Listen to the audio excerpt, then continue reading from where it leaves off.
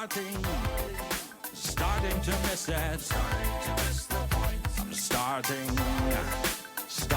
miss it. Starting to miss the point. I'm starting to miss it. Starting to miss the point. I'm starting to miss the point. To miss the point. Hello and welcome to The Art of Missing the Point. It's a comedy podcast asking the important question that is burning on everyone's minds. Are we missing the point? Are you missing the point? Or is the whole damn world missing the point? My name is Brian. This is Ruth. And we're on episode 18, Ruth. It's episode 18. The number 18 doesn't have like much numerical universal magic, I guess, but number 18, that's pretty cool. So I disagree. 18 is an interesting number. I guess it is. 18 to life, you know. I mean, 6 times 3, it all comes down to 9. That's true. I've always been a fan of odd numbers. Always. Odd numbers are interesting. Amazing. I like even numbers. Really? Okay. Yeah. My bias is definitely towards like anything divisible by 2. Okay. The only exception for me is 5, because 5s are fun. That's true. 5 is great. But 3s are cool because 9 is weird. See, so right. okay, well, maybe I like just all numbers. Odd numbers, See, though. I'm always interested in this stuff, though, because I don't have any reason to like prefer odd numbers, except that for some reason my brain they make you happy. Right. My brain works well with them. It's like, oh, these are the good numbers and the other ones are the not so good numbers or some bullshit. The dangerous numbers. Right. Like I can't understand it. But like I also fully understand that because I have, as I think I think we've talked about this, I believe I do, and I've taken a couple tests, I have synesthesia.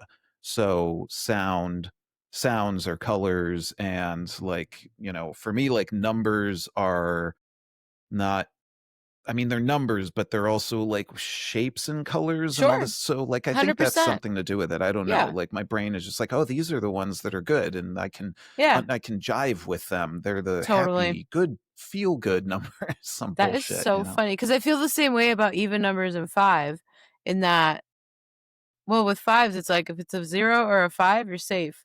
You can't be wrong. Right. It can't. Right. Exactly. And then same thing if I see something and I'm like, oh, divisible by 2, I can't be wrong. Yeah. So totally. Even numbers for me feel very safe, or like perfect fit numbers. I don't know. I totally relate with what you're saying. Like, right. They're not just numbers. They're like a way of, they're 3-dimensional.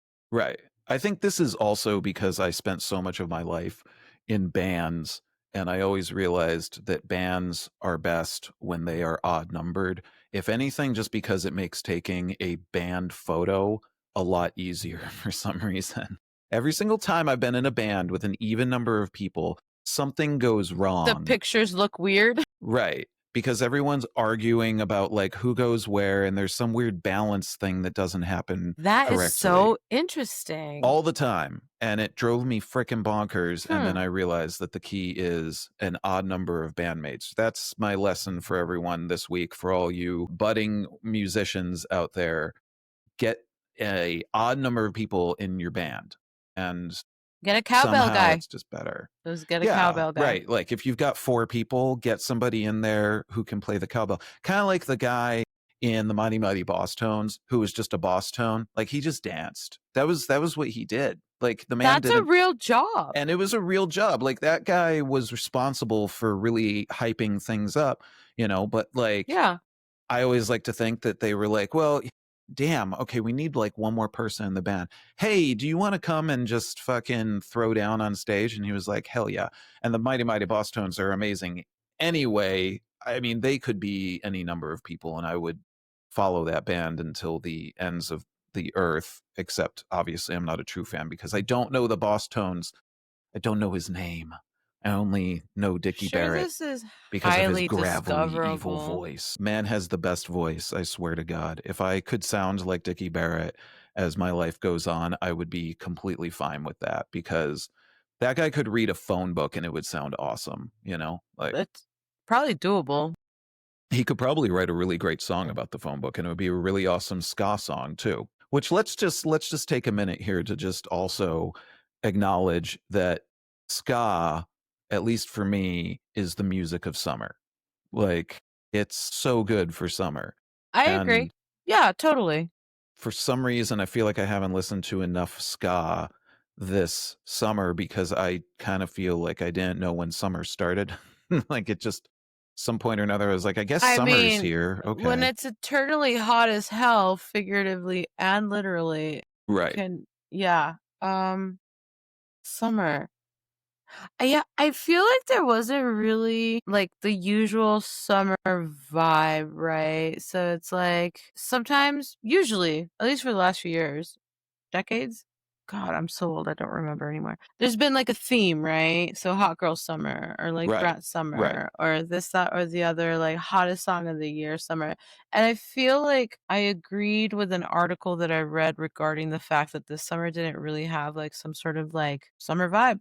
That's true. That's right. There hasn't been a specific theme. It should have just been ska. That should have been it. Everyone should have just been down like, with that. Holy shit, Sublime is touring again. Okay. Sublime. Like, yeah, that's ska, funny. Man. It should have been. Well, we are rounding the end of summer here. Right. So I don't know. Keep listening to ska anyway. I mean, it's do it. Ska's for all times.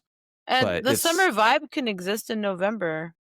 I mean, that is true. I live in Los Angeles, so that it never really stops. I mean, even in your own mind, you can be like, yes, I remember a good summer. That's right. Exactly. Even as I hide in my cave, which anyone who sees the video of this podcast can see that, yes, I just basically am in a neon cave at all times. And that, my friends, is how I like it. My little neon cave. Okay. So go where you feel comfortable, my child. Everybody in this household knows that once I close this office door for this amount of time right here, it's done. Yeah. We're done. In fact, I'm pretty sure I don't even have a cat with me right now. No.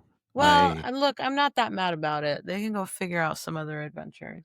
That's true. Shout out to everyone who has a cat and also does any kind of podcasting, content creation, etc., and has had to at many times be like, excuse me, I have to move my cat because they've decided that they are going to encroach upon my podcast, which will happen many times. So if you're ever listening in and you're thrown off by the sound of a cat purring in the background, I invite you to just deal with it.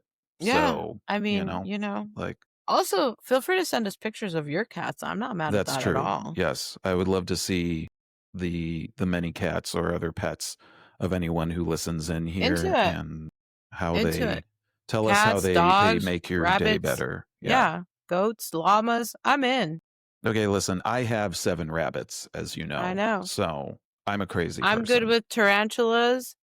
There is a bird in this town somewhere called Pistachio, and he used to hang out with me every time I went into Clark's across the street, the pet store. Shout out to Clark's. How did I never meet Pistachio? Maybe I did meet Pistachio. The blue macaw, my lord. We were friends.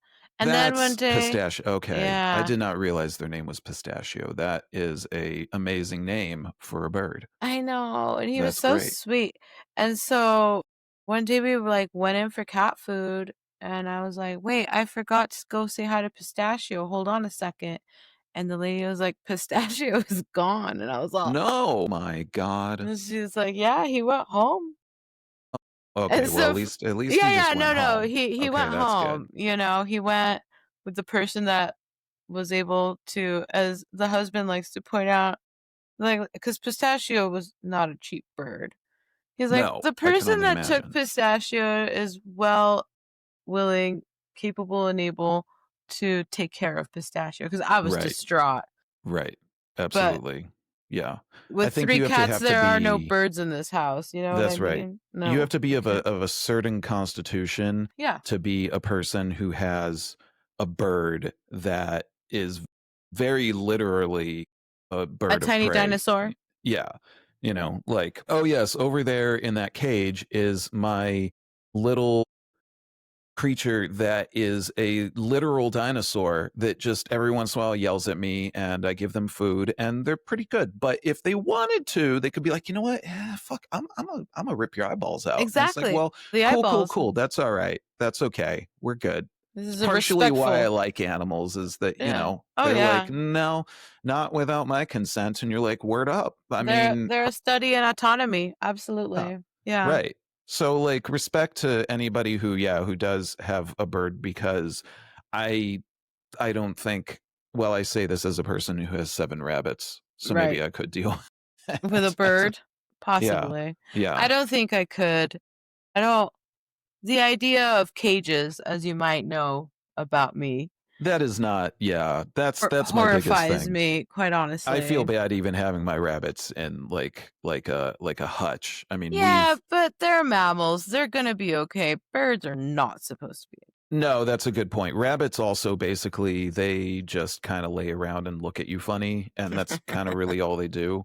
So they don't really care. But you're right. Like birds, I feel bad. It's like, yo, aren't you supposed to be flying and soaring through the, like, you can literally do something that barely any other creatures are able to do, which is just fly. Just be like, you know what? Fuck it. I'm just gonna and fly humans into have the sky. entire mythologies built around the idea of flying. Absolutely. You know? Right. So yeah, I don't know. There's something about cages. And the only way humans ever got there really is by packing ourselves into a tiny little tin can metal tube that flies through these skies at amazing speeds, and technology is awesome. But birds are just like, I can just do that anytime I want, sucker. To hell with you. And it's like, yo, I don't want to put you into a cage. That seems unfair, man, you know? And then that's when the bird, if they could talk, would say something like, you thought I was trapped in here with you. You're trapped in here with me. Well, you know? no, totally the question. So don't be an asshole to your pet, whoever they are, everyone. I'm sure you're not, but you know, give them the biggest enclosure they're able to, but at least you're giving them a home. That's good. That's the important thing. Well, shout out to Pistachio somewhere around here, I think. Yeah, shout out to Pistachio, wherever you are now, Pistachio. I will think of you fondly, and of you someday just saying fuck y'all and just flying into the sky. And wouldn't that be amazing though? I mean, peace, motherfuckers. Yeah. Or maybe not. You know what? Live your best life, Pistachio. Absolutely. Sounds like the fucking life to me, man. You know, get fat and be able to fly when you want. Word. Pretty legit. Exactly. And Nathan and I have come to the conclusion, right, where it's like only 1 out of our 3 cats tries to get out of the house. Grayson, man, he's like, I'm good. And then the little one, who we rescued from out under a car, she was living under a car at one of my friend's houses. The natural place to find a cat, under a car. Totally. That's where the cat distribution canon is usually like, okay, there's a cat there. Somebody go get it. The cat was bestowed upon to me. They were like, oh, you are the person for the cat, and this is the cat for you. And I was like, okay. It just happens. And that little girl, she like looks at the front door. Where's the middle one, Callie, my orange brain cell? She doesn't do it as much anymore, but she used to dart out a lot. And mind you, I found her on a sand dune, so I don't even know what kind of nerve she has. But she's the only one that goes. The gray cats are like, oh, I'm good, man. I'm chilling. Like, no the food's right there. The water's right there. Right. Why the hell would I do anything else? Why would I go outside? Not. I'm not going back under a car. And like the little girl, she's very polite about the front door. She looks at it and she's like, nah. Yeah. I know what that is. There's a car in the driveway, right? And she's like, nah, I'm good. No. Just not doing Cats have the right idea about literally everything. I mean, you get a good living situation as a cat. I can't imagine anything better personally. Yeah, no. I mean, the orange always comes back. Don't get me wrong. She's like, oh yeah, I forgot I hated this. And it's like, right. Come inside now. But orange cats are very unique in their obstinate, she is a habitual caring nature. Yeah. Oh yeah, no. And I've had her like, since I could hold her with one hand against my chest, you know. But she definitely is a tester of the boundaries. She's like, is this okay? And I'm like, yeah. She's like, is this okay? And I'm like, fuck, I guess. And then it's like, is this okay? I'm like, oh, why are you on top of the motherfucking refrigerator, girl? She's like, because I like climbing into the back of the cupboard in this corner over here that you're too short to reach, T-Rex arms. And I'm like, yeah. She's like, is this okay then? And I'm like, I mean, I guess it's not like I have any control over your behavior at the moment. I can't say anything about this. I'm not going to get a step stool out every time and like break dishes to dig you out from the cabinet. But yeah, no, she's very much, she is the rebel. She's the one that tests the boundaries for everybody in the house. And I'm like, Always. You got to have one. There's a balance to be struck with. Yeah, and the other two are just like laying around, you know. Paint me like one of your French cats. Le meow. Yeah.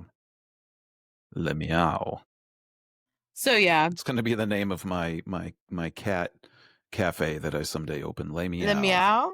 Yeah. That is very chic. I'm into that's going to be it.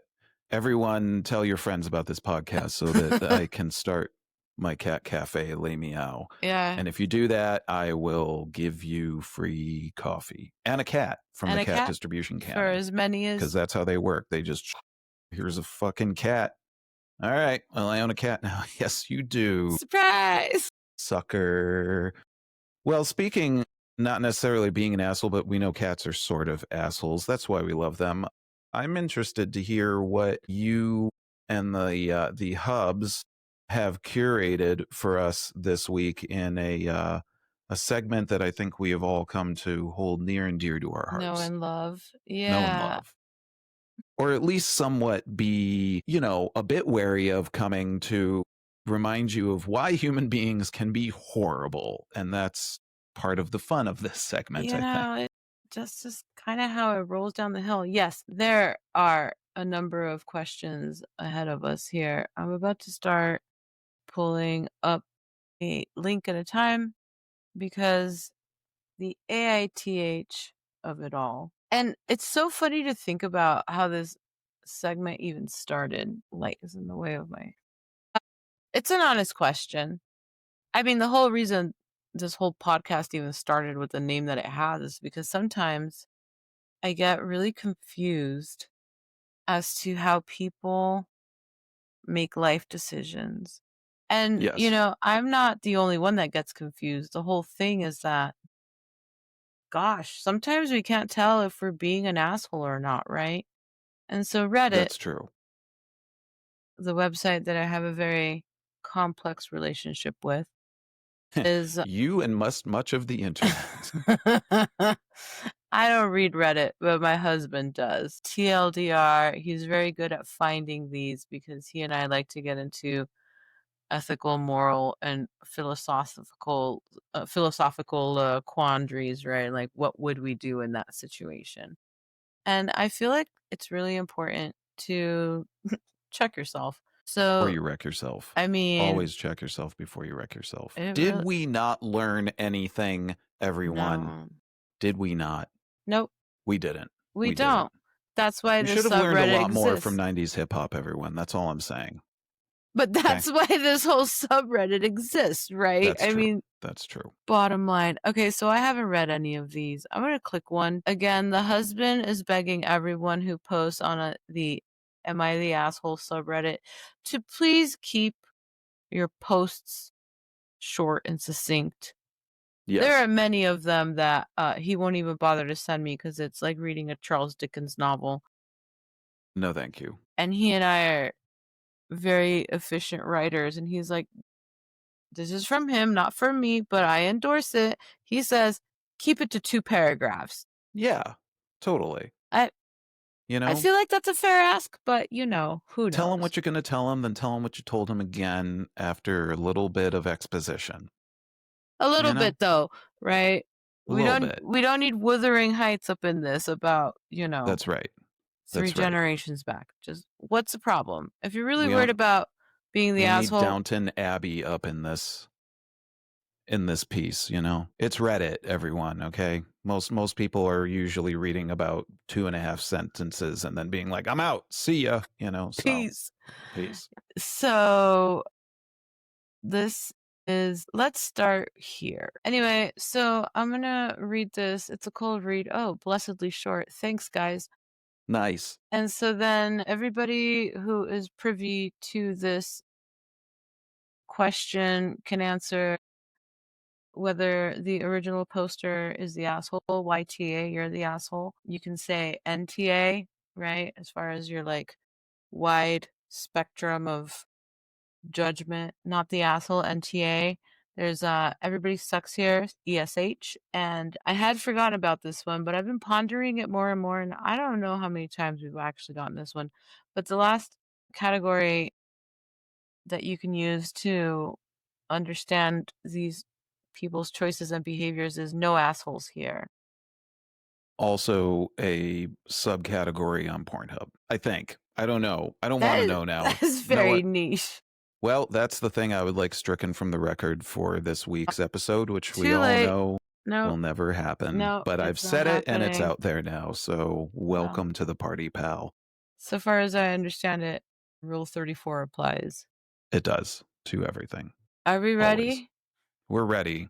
Okay. My sphincter is tightened for what it's worth.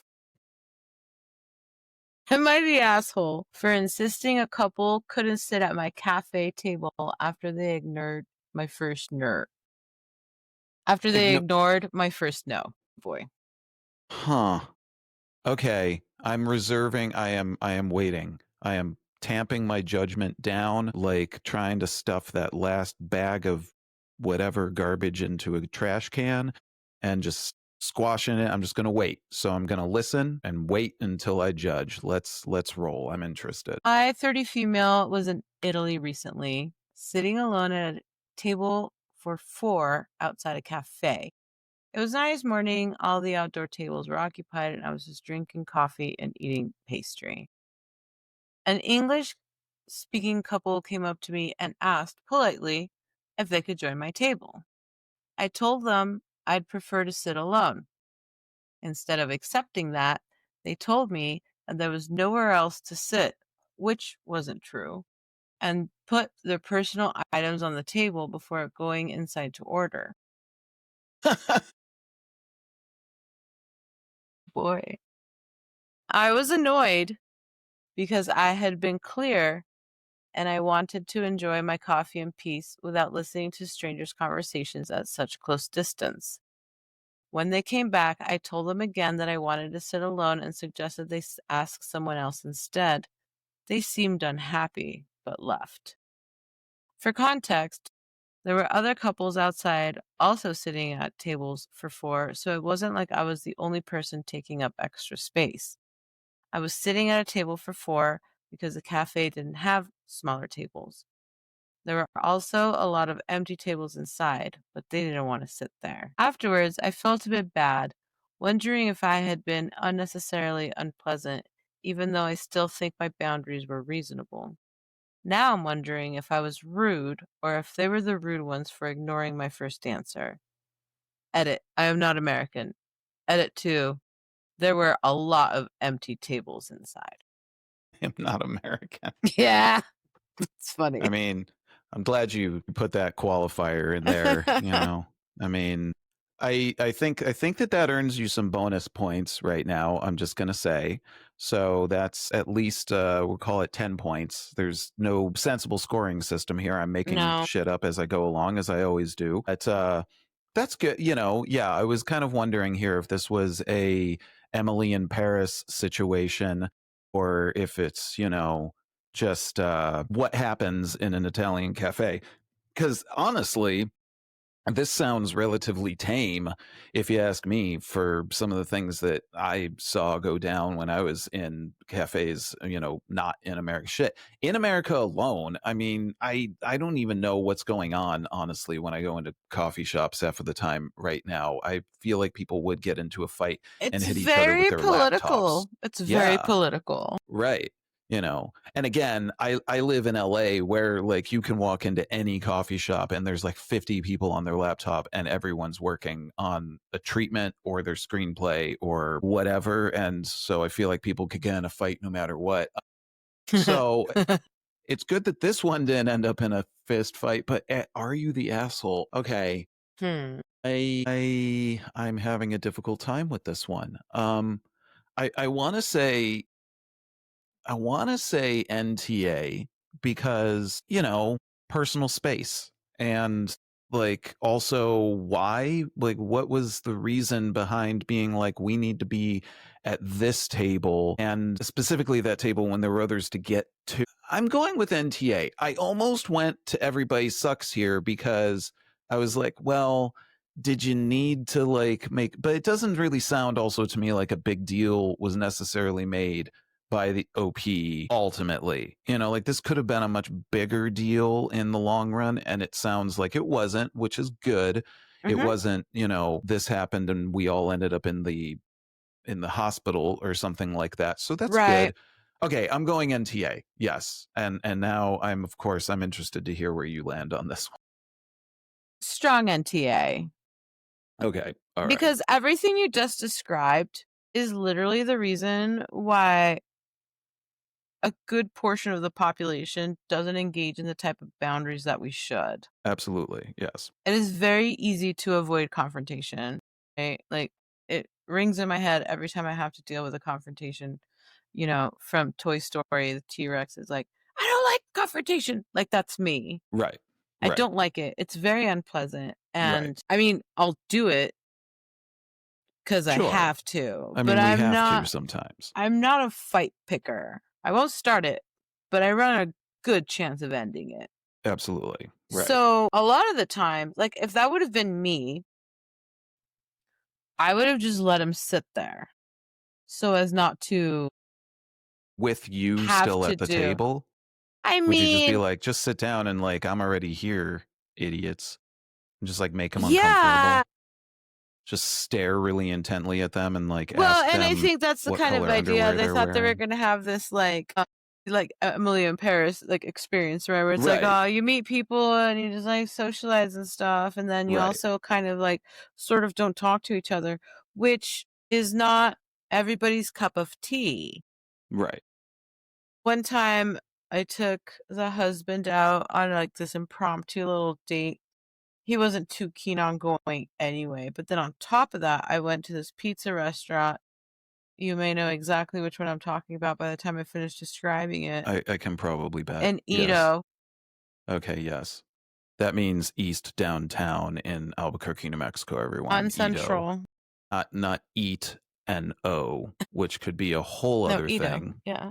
Whole other thing. That's right. Okay. So yes, continue. Go on. And the poor man was so grouchy when he realized that like the seating was so shared. And by then I myself had gone like over it in terms of like some sort of social hang up, because it's like some sort of unspoken acknowledgement, right? That everybody sits next to each other. But then we were sitting next to this family and they were so obnoxious. Like the little kid, like the restaurant was not designed around the needs of children of that age. Sure. Right. Yes. And the husband was less than charmed by my romantic dinner idea. So I feel like that kind of shared space stuff obviously varies like culturally. I don't find us to be very good at it. Like I've gotten better at it. Like the food halls and stuff around town, like I can sit at a very long table near other people who are having a separate eating experience from me. Yes. But having been a waitress, it's like I try to be respectful of people's eating space.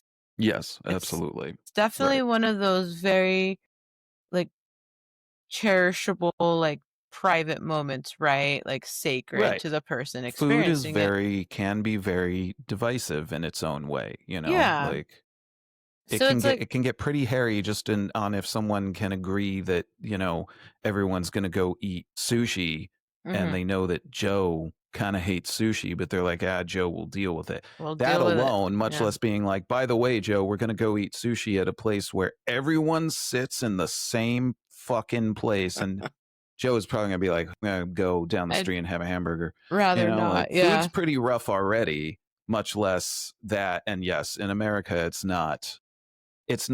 we're not a very communal or community-based people here in the USA. Well, not like at a large scale. It's still there, but like we're just like not, and just like random passing bys is just not a thing, I mean, we don't. And that's partially valid in this country, I think, and because a lot of Americans do go to other countries and they're like, wow, like y'all are just okay with being around one another. This is crazy. And it's like, well, yeah, because that can be the other way, but not in the USA very often, unfortunately. Totally. Yeah, I think, again, strong NTA, I think it's important to, especially, and this is what I've learned from my ballsier friends, right? And I have a couple of friends, shout out, you know who you are, who are always like, why do you care? Just say no. Like, move on. Who cares if they're uncomfortable? Sure. So I feel like OP was definitely not missing the point, and those two people absolutely were missing the point on purpose, as you know, my particular pet peeve. Missing the point happens. Yes. Trying to steamroll a single traveler into sharing a space that they had legitimately earned by virtue of, travel and, God forbid, paying for the coffee and the pastry. Like, no, good for you, girl. Like, no. Yeah. It's not okay. Yeah, absolutely. And then, say again, no, the doubling down part, right? The part where they're like, well, we're going to put our stuff here anyway is like that's the real that's problem pretty weird. here. Yeah. I gotta really like, wonder how could you even the, just leave your stuff? That's weird. Right, the audacity of that part alone. Just take your stuff with you to order and then figure out where you're going to sit. Yeah, that's a pretty shitty thing to do, I gotta say. Is this the special table that you sat at for your first date or something? And if it is, tell the person whose table you're trying to pilfer, like a fucking table thief, that, like, hey, this table means table thieves, It's like it's like a sub layer of being a sneaker pimp, but like, really though, like, what's the deal, man? Or were you just doing this just because you're like, we don't want to fucking bother walking another 5 feet for another take? Because it sounds like laziness, which, okay, I will allow that, but also why? And see, as a person that tends to travel alone, whenever I like jaunt out into the world. Ooh, I'm going to Portland next week and I'm so excited. My angle on that becomes more of like a personal safety issue too. And it's like, why are you talking to me? There's plenty of other grown-ups around. Are you thinking that just because I'm sitting here by myself, like I'm some sort of mark? Because no, the answer is no. Right. That's very true. And at the same time, you're trying to manage these like social norms and this like niceties and politeness sort of codes and standards by which we don't actually pull out swords and guns most of the time and kill each other right off the bat, right? Yes, like, thankfully, that's good. Yeah, I mean, we're working on it. We're not there yet, but generally speaking, there's this like this confluence of like questions, at least like I said, for me, because it's like I have no problem going anywhere by myself. That's fine. Yeah, same. But yeah. if I'm by myself, I expect to be treated as if I'm not some sort of like animal of prey, right? Ready to be taken advantage of by the next person who's looking for prey, because we're predators. We know this. Right. Exactly. So it's like NTA. I mean, full NTA. And again, those Definite people, NTA. maybe they're thick-headed, maybe they're not well-traveled, right? Or maybe they're trying to run a scam on a young lady, and that's absolutely not cool, man. So absolutely. Yeah. No, you are not the asshole for telling people to bugger off from your table, seeing as you were there first. This is cafeteria rules, bitch. Yeah, my table. Absolutely. And I respect that you were worried enough about this, or felt strongly enough about it to go and ask Reddit, but I don't think that you had to be honest. I mean, I'll send you an NTA shirt immediately, OP, because you're not the asshole here. I mean, I think it would have taken a lot for you to be the asshole Totally. in the long run in this situation. I mean, like, maybe you stole all their belongings that they left on the table, but even then I'd be like, I don't know, they left them there, so what did you think was gonna happen, What buddy? did you think was gonna So happen? yeah, you win an NTA shirt. Congratulations. You can contact us at theartofmissingthepoint@gmail.com if you We're here want for your you. shirt. So We are here we for support you. you, girl. 100%. We support you in this. I mean, why would you be? I mean, it's not that confusing to want to sit down and eat your pastry in peace during your vacation. Especially, like, I don't need like some random person coming and sitting down watching me while I'm like trying to eat a scone and drink coffee, which, you know, I am not necessarily the most careful eater in the long run. Like, I like food, so I'm like, I don't really care. But I also don't need you looking at me, thank you. You know? No, It's that's like, fair. get another table, man. Jeez, come on. Yeah. No, I totally agree. NTA shirt for you. NTA. And those two need to really figure it out.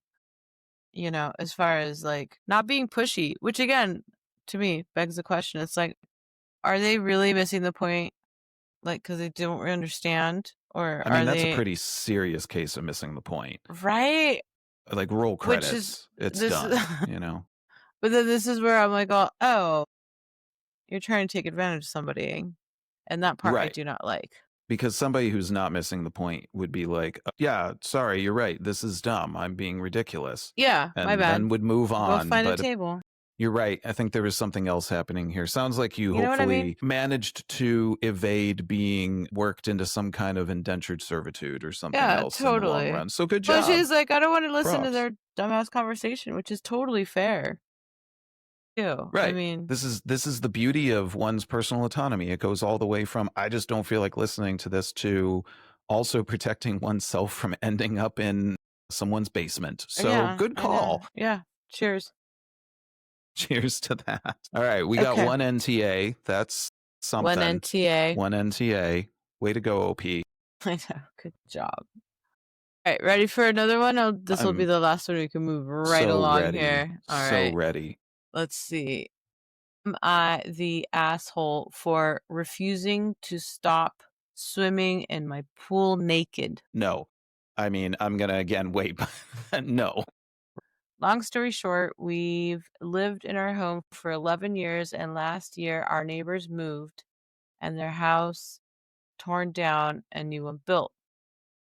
The new house is now the only 2-story house on the block. Oh, I see. My partner and I are still young and adventurous, and no, we aren't having monkey sex in the pool every other day.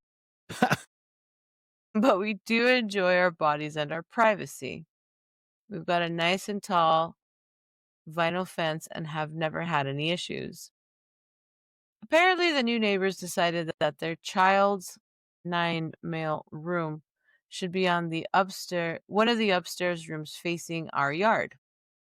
We met once they finally moved in, and they're a cool-ass couple. I was excited to have some new friends in the neighborhood. Now, months later, the dude knocked on the door, kind of irate, and I wasn't sure what could have happened. Yada, yada, yada. He doesn't want his kid, quote, seeing that shit, unquote. And while I wholeheartedly agree, this is my private property, and I sure as fuck didn't force him to build a 2-story house or choose his kid's room location. No. Yeah. No, good call. Yeah. Oh, this OP is hilarious. I'm somewhat torn because I absolutely am not trying to do or show anything to a kid, but also pissed that my private life is now being completely altered by things completely out of my control. My partner and I are choosing our moments differently because we aren't trying to, quote, force our lifestyle, unquote, on a child, but I refuse to live a completely different lifestyle that I don't choose because somebody needed a 2-story house next to mine. Am I the asshole? No.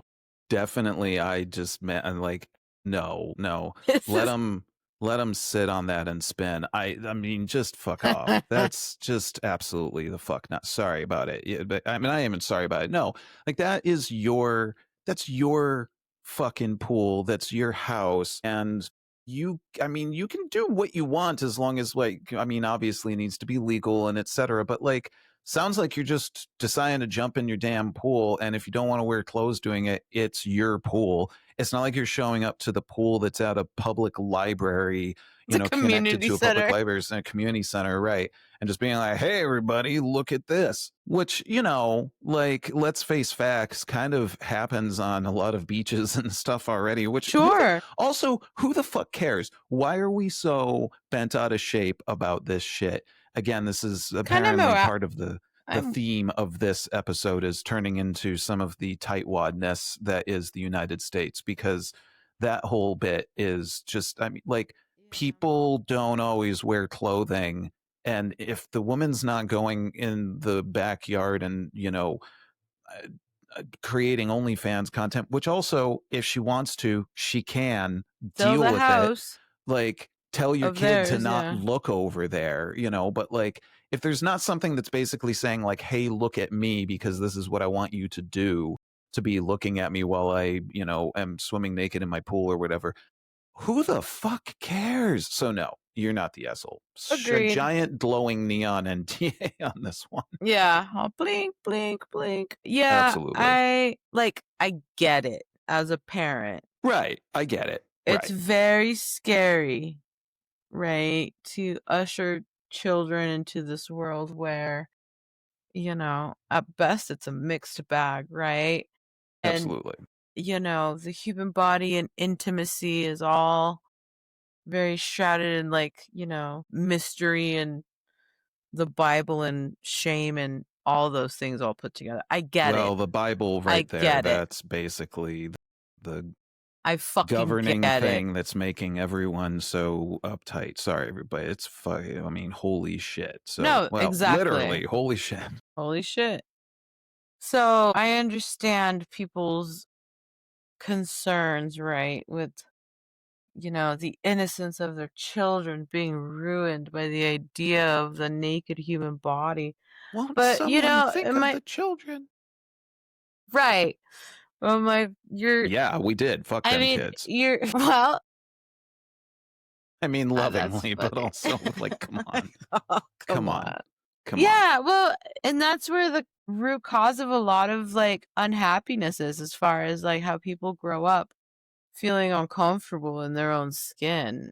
I mean, right, absolutely. And that's my opinion. Again, asterisk, come from me or don't. But seriously, when you're a fucking prude as a parent, you kind of ruin your kid's body image in their own mind. Ask me how I know. Right, absolutely. So, all the way. Sure, if these people are, as you say, like showing up to like the city pool butt ass naked, for, toddler swim hour, fine, I get it. But that's not what's happening here. Right. And it also doesn't sound like there's like wild pool sex parties happening or something like that. Yeah, if they like to just like swim around naked, I mean, that's literally what we were doing before we figured out clothes. So whatever. There should be other ways to solve this problem rather than presenting some sort of like, nice to meet you, we're the new neighbors, and then coming over like irate, foaming at the mouth. Yeah, and it's like, dude, you're not being very neighborly. No, you're not. For having just moved in. I mean, this couple's been there for 11 years. Right. The hell out of here. And then you're going to come in and be like, so anyway, we built this new house here, and also you need to stop doing what you want to do in your backyard, which is also completely allowed. I mean, it's not like you can call the cops on the OP for doing this or anything like that. And also, might I say, like, I know you have a 9-year-old kid, and I understand as much as I can, but I'm just going to be real with the neighbors. That kid has already seen some stuff on the internet. Okay. I mean, there is that. No, you're not wrong. It's already happened, unless you apparently are, I don't know, I guess also, like barring the kid from ever being near a computer or a friend who has a phone or anything. It's going to happen. Sound very and I'm not productive saying to that me. that's necessarily the way that it should go down either, but I mean, it's going to happen. It's going to happen. It's inevitable. Right. And I'm not saying that one way or another is necessarily better, but just I don't know, have a conversation with your kid and be like, yo, so, the neighbors swimming around naked. Who cares? Right. Move on with your life. But like do us a favor fixating on and it.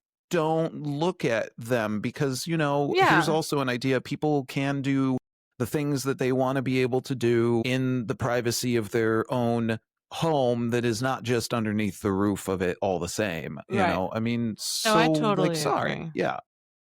Yeah, obviously the new neighbors are definitely the assholes here. And it makes me sad because it worries me. Right? This is like this for is this a slippery kids, slope to a whole slew of other bullshit. Yeah. And you could be imparting lessons on like respect and privacy and this could be a very teachable moment, I mean, you could write a whole curriculum in maybe around a weird way, but it's a teachable moment. But instead, you're kind of hammering into this kid's head that, like, for some reason, you think this is bad. Right, exactly. And then, yes. and then by what? proxy, the OP is also bad as a result. So not only is the kid bad for seeing it and paying attention, which like noticing the kids can do. Like, I mean, come on, like it's that just part's inevitable. Yeah, that's going to happen. I mean, and also how many movies from the 80s have like, I don't know, 10,000 movie scenes that are like this that are also kind of gross when we now look back at it, right? I mean, luckily we've progressed a bit, but like there's a lot of this kind of stuff alone that's used as jokes. So now you're making the kid feel weird, you're making the neighbor feel weird, and I am willing to bet you're going to make a bunch of other people in the neighborhood feel weird too. Yeah, well, again, 11 years versus, a few months. And I mean, listen. Right. Welcome to the neighborhood, man. I could definitely see where this was going after they built the only 2-story house in the neighborhood. Yeah, 100%. Yeah. I'm not sure I have the adjective for that type of person right off the top of my head, but it's like you get the sense that they're that guy. White yuppie idiocy. Lots of landlord white walls in that house, and talking about how much it costs them to get their farmhouse style sink installed that they imported from some place that the name of which they are unable to pronounce. It was in Italy right after they sat at that cafe table with the single young woman drinking her coffee and pastry. There you go. The dots are connecting. This is those people. They ran the scam well enough that they were able to buy a house. And for some reason, I feel like, I mean, I know that people don't usually mention where they live and etc., but for some reason, this feels to me like it might be in Nashville because there's so much. Some tea right there. There's so much of this happening in Nashville right now, which is a city that I do love. I mean, I love Nashville. My business is based there. I've spent a lot of time there. And it's a great place that is a big small city, or a small big city, however you want to look at it. It's got a lot of, like, it's got a very close-knit community that I think is really awesome, but there's also a lot of people coming in and buying spaces, buying, big plots and stuff like that in neighborhoods where things are very inexpensive, and then building houses that really don't belong there. Right. And then just being like, well, we're upset that things aren't the way that we want. Well, then I don't know, man, go buy land somewhere else where you don't have anyone around you, you whiny crybaby, like prudish crybaby. Yeah. Yeah. Yes. Big no thank you. Big no thank you, big NTA. Yeah. And again, if they were like, if the nudists, if the naked swimmers were being, which is fine. I have zero problem with that. If they were being obnoxious about it, or like super flashy, or like ostentatious, or like, incredibly risque. Number one, again, they've been there for over a decade. The neighbors, that wouldn't be a surprise. Anyway. Absolutely. Right. And it sounds like they're not that way. They're just hanging out in their backyard. They bought that house with a pool in a one-story house neighborhood so they could have some privacy. They have a nice fence. So, yeah, I would feel put out as well. I mean, I can't promise like that would be my favorite hobby, but because I sunburn easily. Yeah, and but whatever, it ain't me, right? It's them, and they should just be able to do it, and the neighbors should just be able to like have some sort of like reasonable approach to it as opposed to being weird about it. Yeah, I mean, and also, I mean, I'm guessing that the OP is not just at all random hours of the day, just being like, time to go out and swim naked. I'm sure there's like a time that seems like a good time to do so. And so, I don't know, tell your kid to deal with it and to go do something else and be real about it, Or consider your own like organization of your household. Like, why does the kid's room have to be next to the neighbor's pool side? And I don't know. I mean, they did not attach any sort of like schematics or anything, so I can't tell you the layout of the house. But I mean, we to want to see a OP's blueprint of the entire neighborhood. Thank you. I want to see the metropolitan and municipal data for this. No, I don't. I do not care enough for that. Thank you very much. But yeah, right. Exactly. Like, sounds like your house is big enough that you could be like, hey, sonny boy, your room is over here now. Over that way. Sorry, don't like it? Well, you're 9 years old. So bad, also so sad. don't peep on the neighbor who likes to not wear clothes. Or yes, again, like, hey, sometimes people don't wear clothes. And that's okay. That also doesn't mean that we, ogle them and objectify them.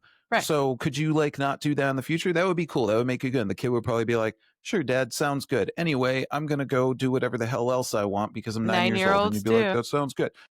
You could just do that. This could be like a 5-minute conversation, everybody. Instead, it sounds like it's going to end up in a fucking city hall argument or something, City hall, yes.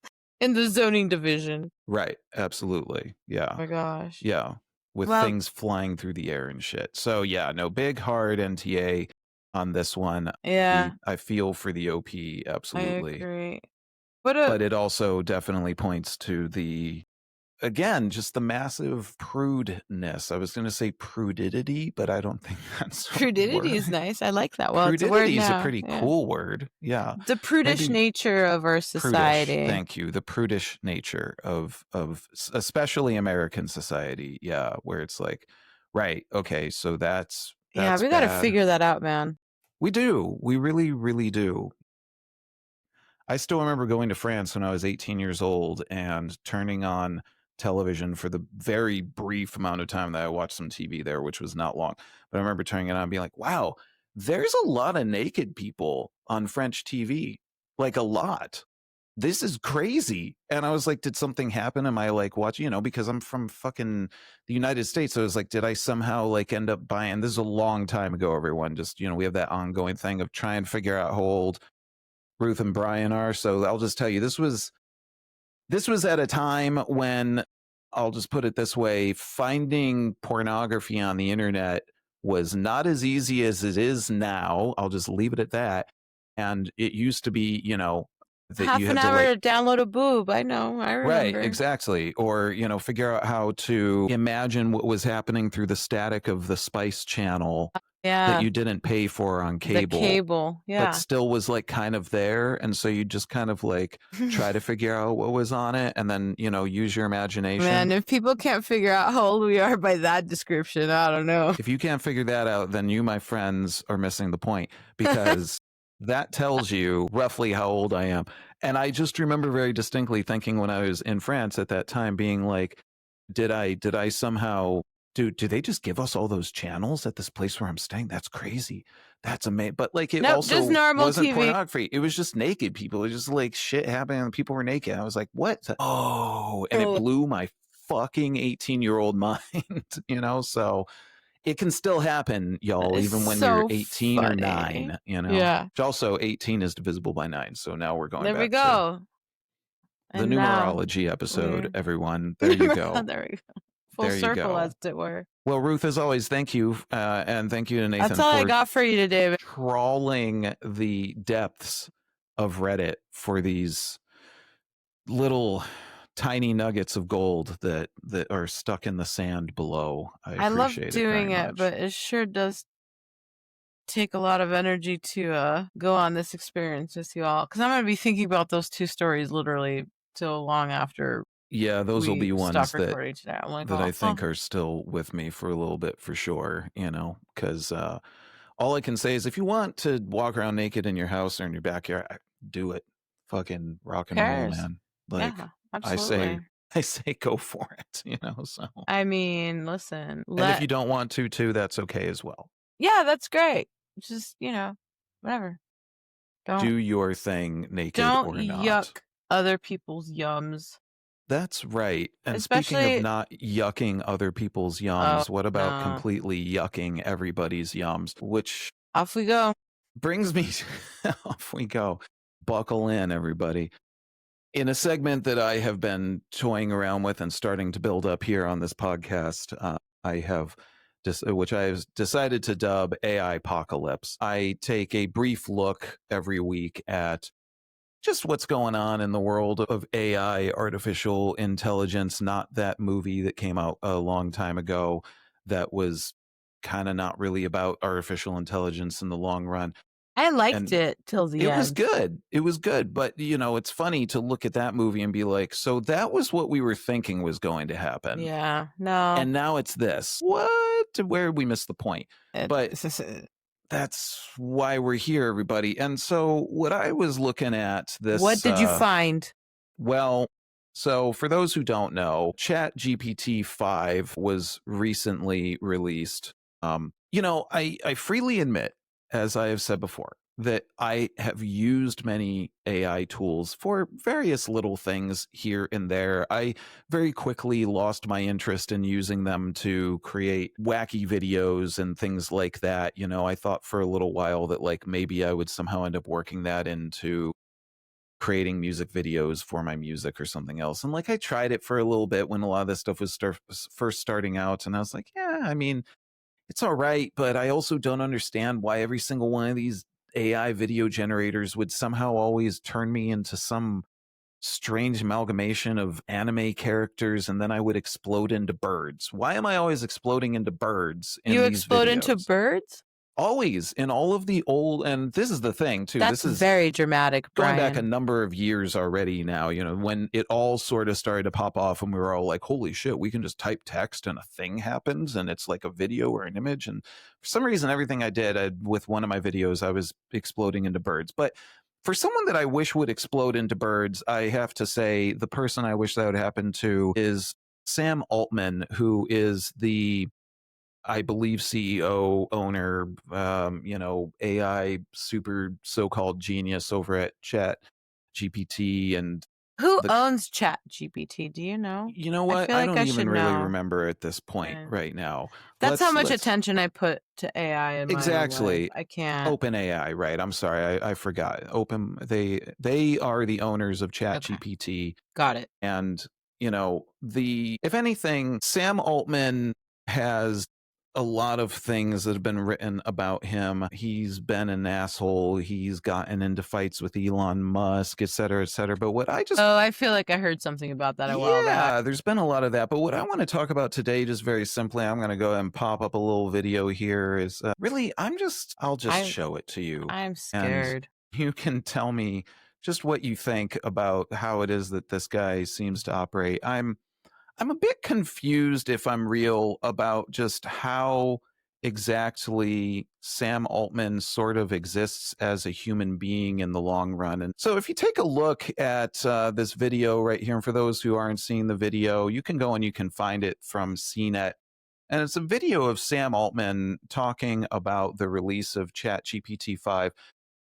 The reason I'm bringing this up in AIpocalypse is that what the hell is happening with this man's body, everyone? And I'm not trying to body shame here. I feel like all of these tech bros and these guys, like these tech bros that started out just being tech bros, and we all know them, Zuckerberg and, you know, Elon Musk, etc. They started off obviously just being kind of weirdos, and that's fine, be weird. But why do they all always end up seeming like they are robots themselves? They seem like they're basically like poor versions of the AI things that they say are so awesome. You know, I'm like, could you maybe install ChatGPT? It's kind of where my thought process went. I'm like, oh, are you sure that it's not a holograph? I mean, I'm watching the video. Exactly. And like I say, for anyone who happens to want to pull this up, this video goes on for quite some time, and I'm not necessarily interested in it. But I just want to point out the fact that Sam Altman he looks as if someone took all of his clothes before he went into wherever this presentation space is that he's talking about. Well, this great that's new what I version want to talk about. I want to talk about this decor, this like, yes, let's talk about that. Throwback to some sort of like tropical Florida 80s, like Golden Girls right apartment. Absolutely. Yeah. Is this the lanai that the Golden Girls had? You know? But you know what I'm saying, Rose, right? we'll handle this on the lanai, okay? That's where we're going to go talk about it, Rose.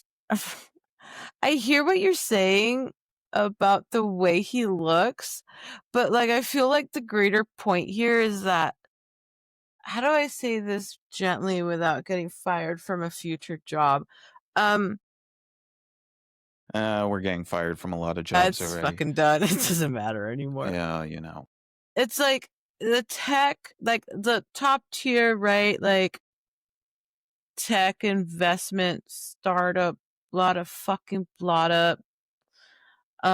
companies spend so much time and money on their, like, you know, PR and advertising, marketing, and all this other shit. Like, always. First of all, that's okay. I'm just gonna say it. That's way too many fucking plants in the background. Like, what the fuck is happening right there? Right? Why is there a whole ass Lowe's garden section for your announcing GPT-5? Why? Right? And, you know.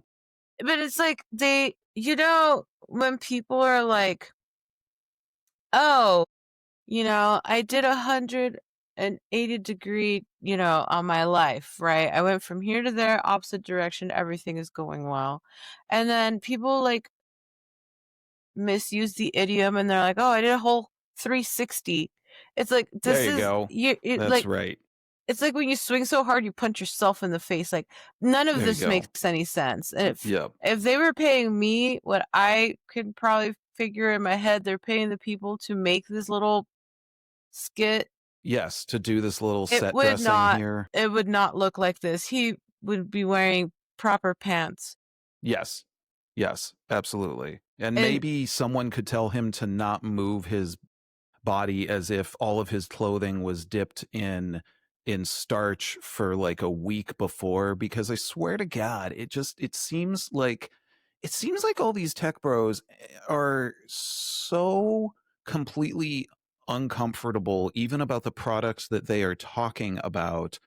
And I get, maybe I'm kind of hoping that part of that is because they're always worried that someone in the crowd is going to lob a can of soup at them, which would be really great if it were to happen. I mean, it'd be funny if nothing else. It would be really, really good and quite funny if it did, because you know what? Listen, like I get that once one reaches a certain echelon of money and etc. in the tech world, there's sort of this thing that I think a lot of these guys need to do, and seems to be happening even more in AI right now, right? Which is that all of these dudes who are in charge of sort of basically deciding like how millions of people are going to lose their jobs in the long run. Yeah, you know, there is that. Like, that's kind of the big thing. They're like, look at these amazing tools. And like, they are very impressive. I'm not saying that it's not impressive that you can go and talk to an AI and get answers about things and blah, blah, blah, blah, blah.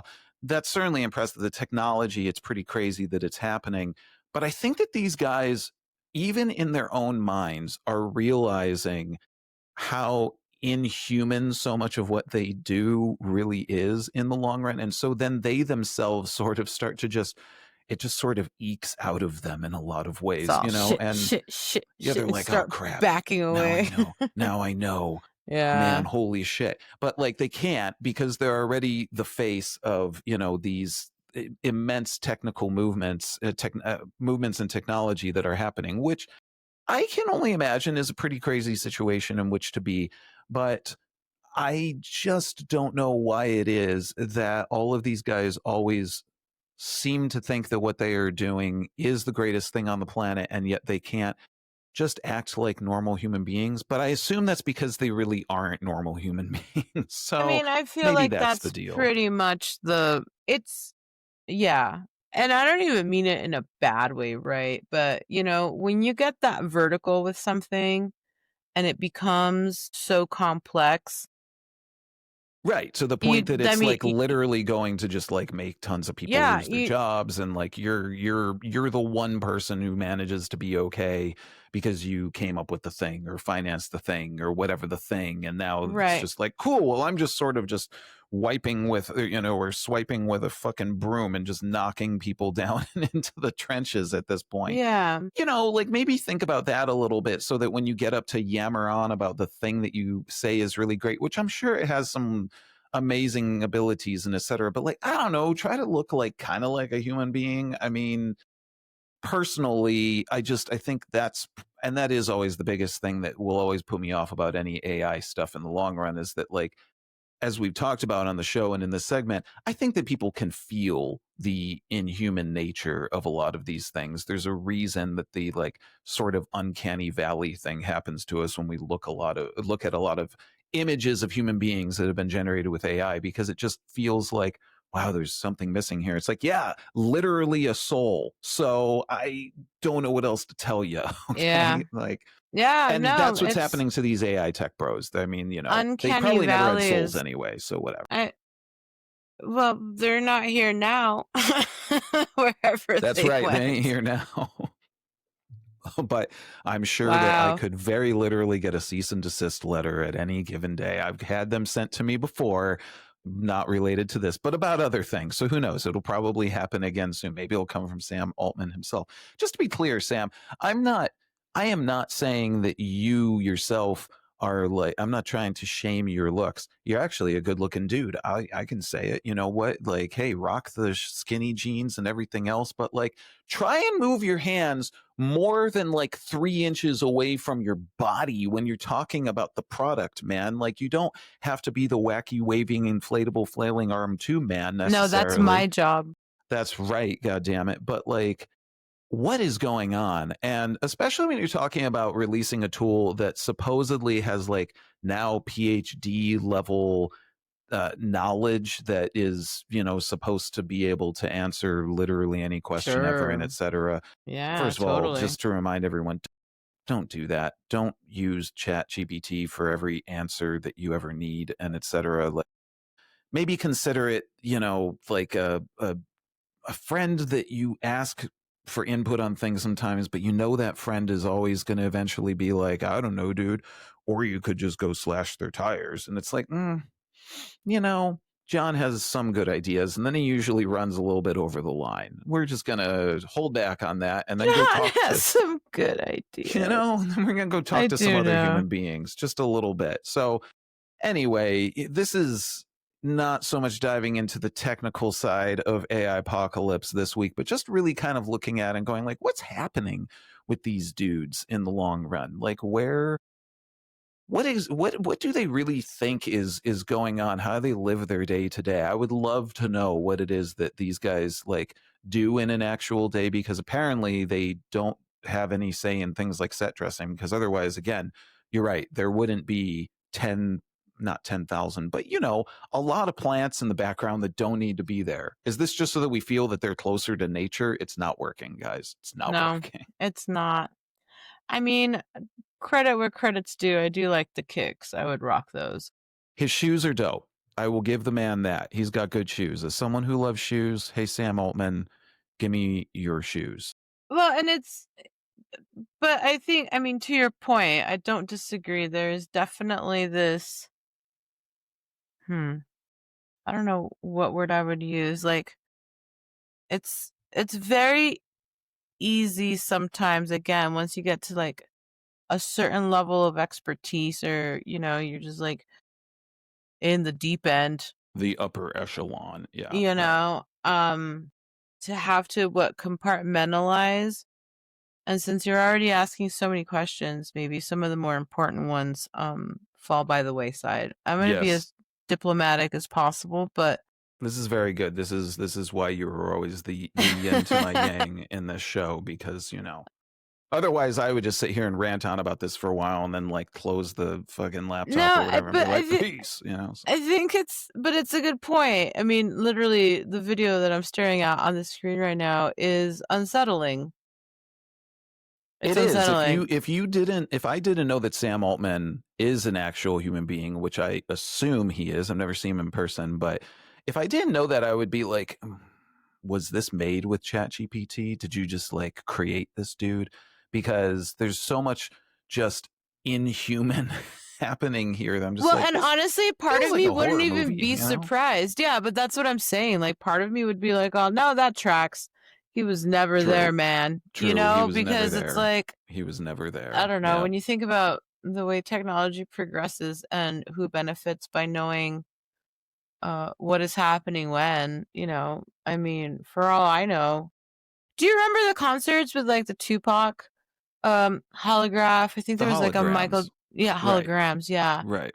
I mean, who's to say? Right. Absolutely. And I am not a tinfoil hat wearer, but I mean, I catch what you're slinging there. It's unsettling. It's just like it doesn't need to like happen that way is what I feel like, I mean, again, as we talked about last week, sci-fi authors have been saying this shit since like the 50s even at this point, just saying like called it.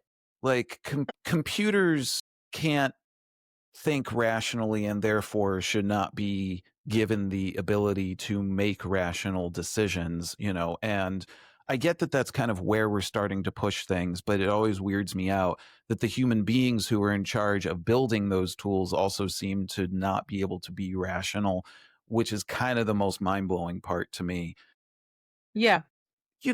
Like maybe don't do that. I mean, again, there are like ways to make these things to the, to the benefit of humankind in general. I mean, we could get the Star Trek future, but I worry more and more that it's just going to end up being, some really twisted version of the Blade Runner future, which seemed really awesome back when. And now I'm like, no, I don't want that. I'm not into that. I can deal with the neon. I love the neon, but I can get that without the Blade Runner future. Right, right. I mean, you have the neon right behind you. Are you kidding me? What are you talking about? Exactly. I'm already covered on that. So that's AIpocalypse for this week.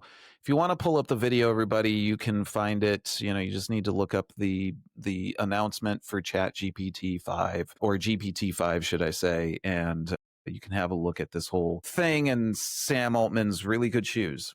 The man has good shoes. So props to him for that. Definitely lots to think about there. Lots to think about. But here's what I wonder, Ruth, and this leads us into carrying us out on a better note here. What are the best shoes to wear for playing pinball?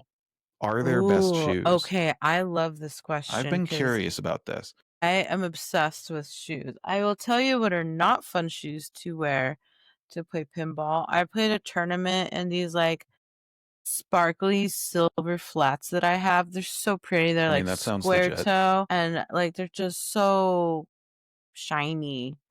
No, bad news bears, man. Like the back of the shoe like cut into like the back of my Achilles because they're not meant to be standing in and jumping around and moving machines like that. They're meant to be for like, and bearing down on the ground and really because everywhere we play has cement floors. Effectively, right? Like, I was going to ask, there's generally not, and this is like the most boring thing until somebody who's like involved in OSHA is listening to the show and they're like, yeah, hey, way to go, Brian, but there's probably not fatigue mats, right? I mean, I've played with fatigue mats in homes, right? Yes, like private collections. But in public, no, because that shit's a nightmare, man. Do you want to be washing those things at the end of the night? Absolutely the fuck not. As someone who has worked in the service industry, no, thank you. No, there's not. No. You want to play pinball? Fuck you. You're going to Beer play and pinball. nacho cheese and dirt from the streets make for a very... And 1,000 pair of shoes? Nah. Yeah, No, it makes you for a can soup have that I do fatigue not take mats. interest in, Right. so, right.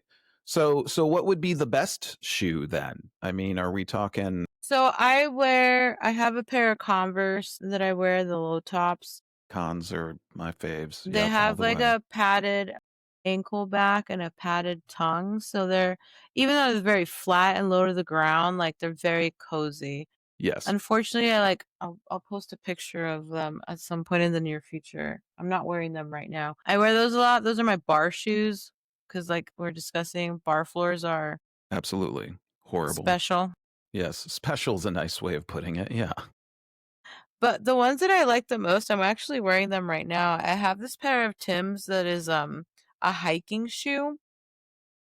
This makes sense. Okay. Sure. And they've got like a really nice, like chunky tread, and they're very comfy. Like they're kind of tall and they're really well fitted. So they're nice and tight on my foot. There you go. Yeah. And I can stand in these for 12 hours doing anything.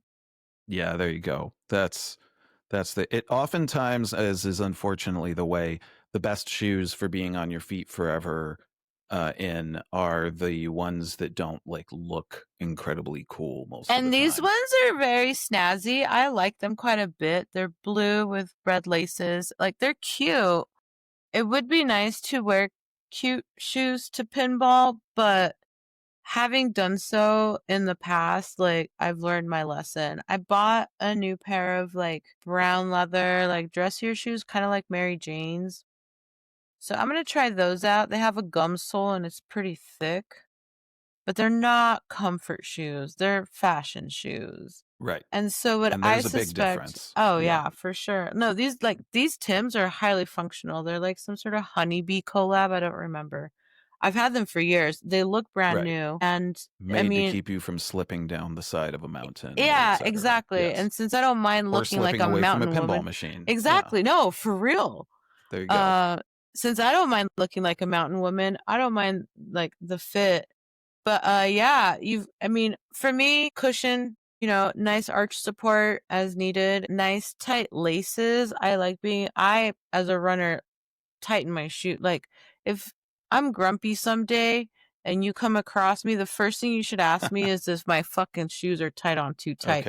Because fact of the matter is my shoes are tied on way too tight all of the time. Yeah, there you go. This makes sense. You're not yourself if your shoes are too loose. No, I hate that feeling. It's scary, man. What if we need to what if you need to run from a bear, sprint? Man? Exactly. Yeah. No, for real. Your shoes are going to fall off, and that ain't a good thing. As someone who grew up skateboarding, I can attest to this. And, it would look super cool when I was a young punk skateboarder kid and my shoes were loose and the tongue hanging on there. And then you go to kickflip and your shoe flies off and you fall down a set of stairs and you're like, well, that's great for the biff reel, but I think I just broke my toe. Where's my shoe? Yeah. And also, where is my shoe? Yeah. What the hell just happened to me? So, okay. Well, this is interesting to know. I was curious about this. And this means that that's a great question. If anyone from Nike is out there listening, we've got someone here who would be willing to tell you what kind of shoe to make. And there's a whole market that you're not capitalizing on. So, if we're going to go ahead and call out Nike, I am holding my camera up. There you go. On a Nike box. So that's right. So there's some free marketing for you already, Nike. The shoes are real, man. Like good shoes are very important. We are available for your marketing needs. Totally. On the realer tip, before we finish up this yet again season episode 18 of the shit show of the internet, what else is happening in the world of pinball that the world should know about? That the world should know about Whale. There's a tournament here in Albuquerque this Saturday, the 16th. We'll be at Sister. Registration starts at noon. We start playing at 1. That's the monthly open. Jacob of famed Roadrunner pinball history is taking over for the day. It's going to be hella fun. I go to Portland to play in the Royal Rumble at Ground Control next weekend. So I'll be flying out on the 23rd. I'll be back on the 26th. couple Portland of tournaments. Seems like a place that would know a lot about pinball. Oh, the Portland scene, I'm excited. I've never been to Portland, A, number one. B, number two, I have a very good pinball friend who moved out there, and when I met her, she had just come back from Portland. She had lived there prior, and girl can pin, so I'm excited. Girl can pin. She can That's pin. another shirt that we need, everyone. Girl can pin. That's right. And could be used in a lot of different ways. As someone who has loved and still loves professional wrestling, it could also go there. Yeah. But yeah, we'll leave absolutely. it with pinball for right now, you know, sure. because that's good. That's good. Okay, girl can pin. And then so Portland is a full-on competition? Yeah. So the Royal Rumble is a one-day tournament. It's going to go down on Sunday, August 24th, and it's a whole thing. I don't know yet. Never been. You'll be hearing a lot more about it after next weekend for sure. Well, I'm pumped. I'm excited. if you're listening to this episode, because it will release before Ruth makes her way to the Pacific Northwestern land of Portland, and you are in Portland, Oregon, we would invite you to, write us at thearmissingthepoint@gmail.com. Give me a heads up. Let me know what I'm supposed to know. What she should experience, what she should know. Yes. What shoe shop she should go to.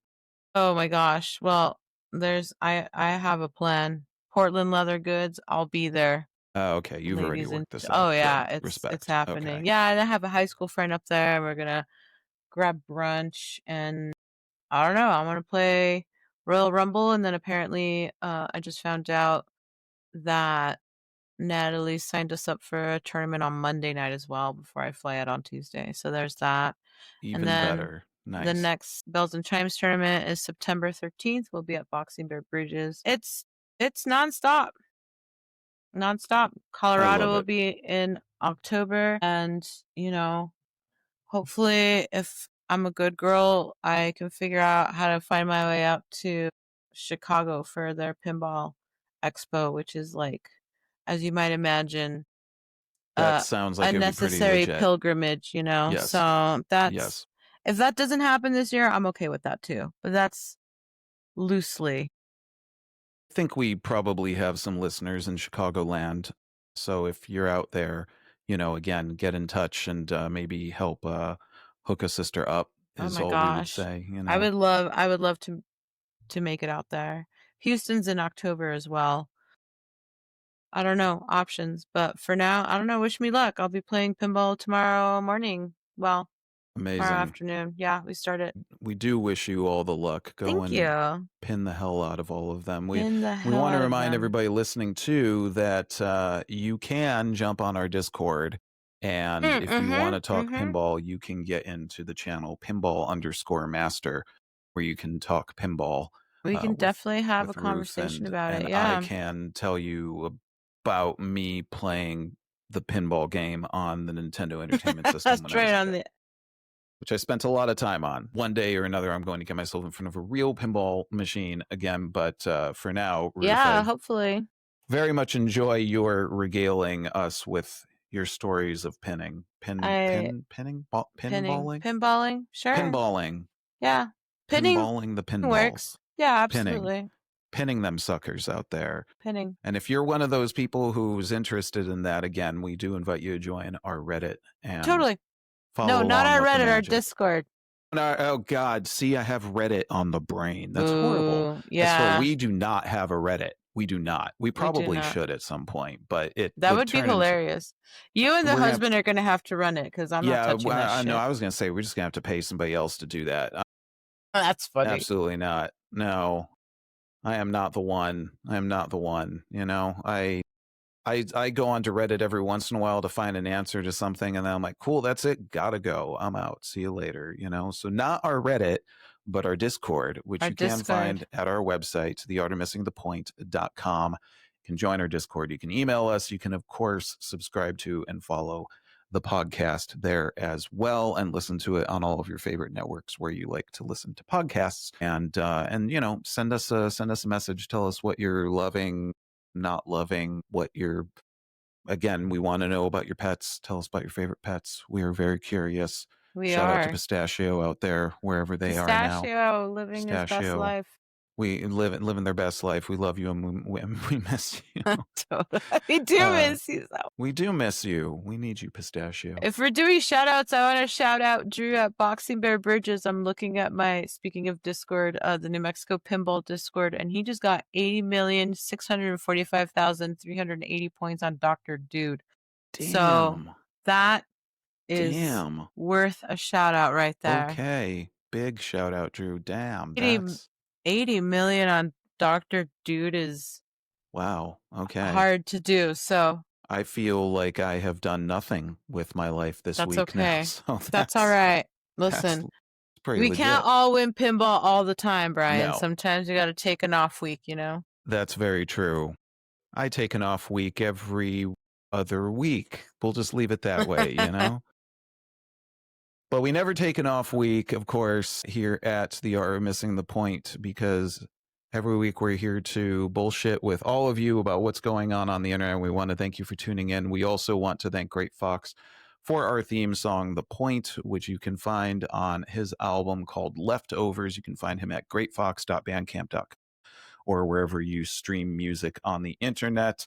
I have heard through the grapevine that he is working on some new music, which I'm very excited about. So, you know, that sounds awesome. If you're feeling good, folks, if you're feeling like you want to help a musician out, go out and get some music from Great Fox, because we love the song that he so graciously provided to us and the rest of his music. So good. We want to thank Great Fox as always. We want to thank all of you for tuning in and listening. And we do invite you again to email us at theartofmissingthepoint@gmail.com and find us on our website. As always, we hope that you tune in and find us next week, where we will continue to dive into the depths of the internet and more, and find out if we're missing the point, if you're missing the point, or if the whole damn world is missing the point. As always, I'm one of your hosts, Brian. This is Ruth. And I want to thank you all for listening to The Art of Missing the Point. We'll see you next time. Take care. Bye. What's the use in growing old when it seldom brings wisdom? What's the use in sharing yourself when it only brings more pain? What's the use in going against our most primal animal nature?